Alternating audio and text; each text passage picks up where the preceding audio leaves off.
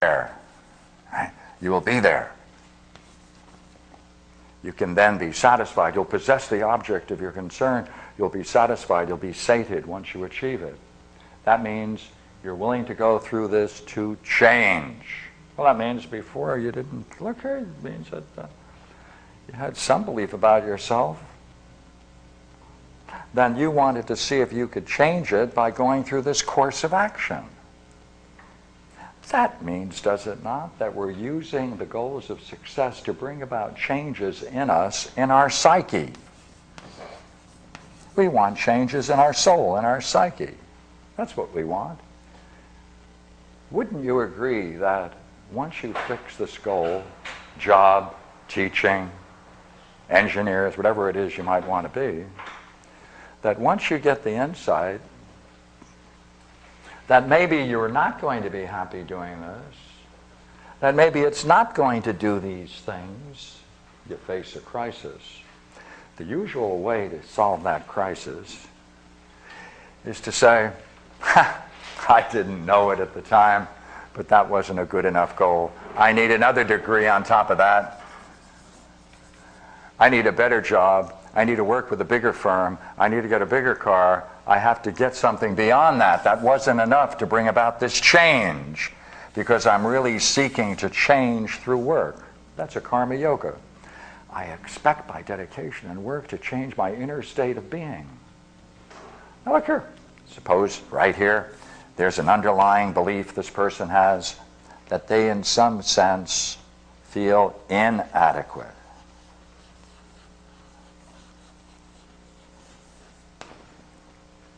That gnawing feeling, there's something wrong with me. Well, then this is the way to change it, to get your goal, to sacrifice in every way for your goal. Then you'll see that by the very success, you are then happy, and you've gained your success. Now look here, see this? That means within us, right in there, within us, this beautiful picture of a man. Right in this beautiful picture of a man, there is something curious, and that's this thing which we're calling a belief. Now, if you have one of these, you don't think of it as a belief, you think it's true. Now, let me ask you a couple of questions and see if you can go along with me. This idea of not being inadequate in any degree carries along with it an image.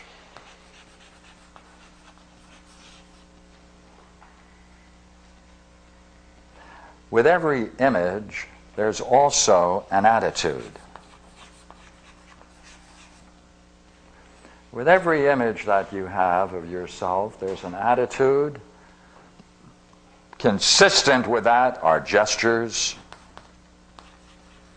right? Our gestures, mannerisms, it all comes together because within us there is this idea and image of ourself. Now, what that means, you see, is something like this. One is we may not regard it as a belief because we think it's true. So what that means is, you see, that here's a realm of belief, and here we are. We participate in this realm of belief. We participate in it. And accordingly, we have an idea of ourself right in there. That's what we have. And when we think about it, or we don't have to think about it, when our thoughts bounce off this, that, we notice something curious. And I wonder whether or not, I think maybe we'll even do it tonight.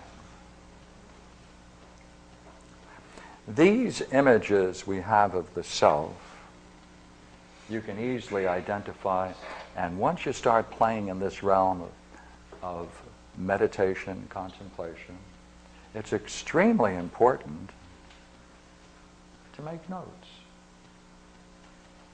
to make notes because of the following reasons, you see.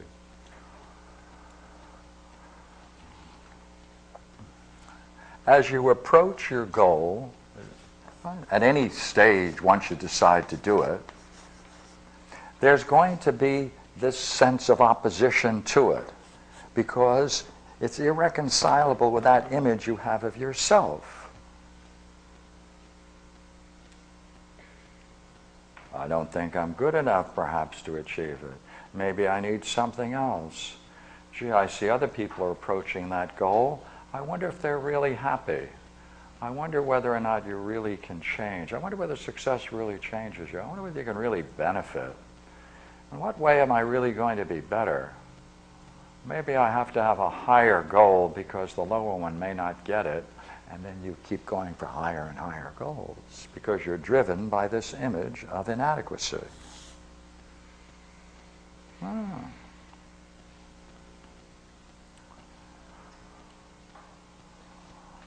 We need to study this little guy, and this is the way you study him.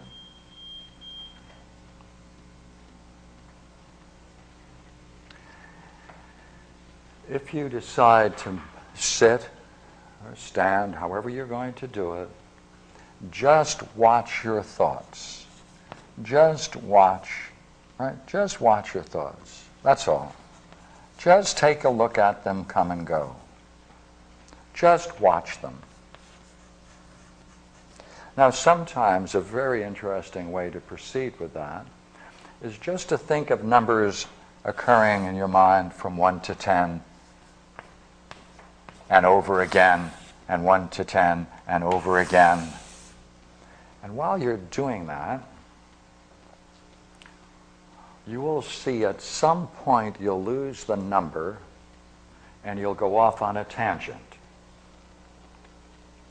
So you're reasoning, you're there, you're contemplating, you're meditating on numbers. Where do the numbers come from? Where do they go? Your intent. So you're showing interest. We're going to get the conflict. You're telling yourself to do this. This becomes your goal. If you can do that goal with impunity, there's no conflict. How does the conflict emerge? It interrupts this interesting yet very simple meditation, and it interrupts it by taking you off on a tangent. Now let this be the tangent, all right? Let this be the tangent. Now, that's the area of a tangent. Notice what happens. You forget the numbers, you forget your goal, and you become absorbed into something. You become absorbed. You become absorbed in a tangent. The tangent has a storyline to it. The storyline has a drama to it. The drama has a figure to it. A figure, an image. And that's of yourself. That's of the self.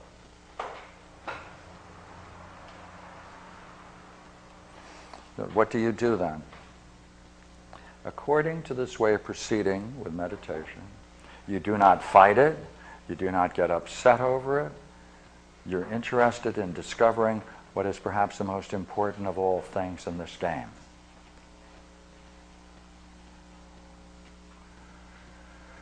There are two things important, but one is far more important than the other. You want to see what it was that you fell asleep into. See, it's like a falling asleep.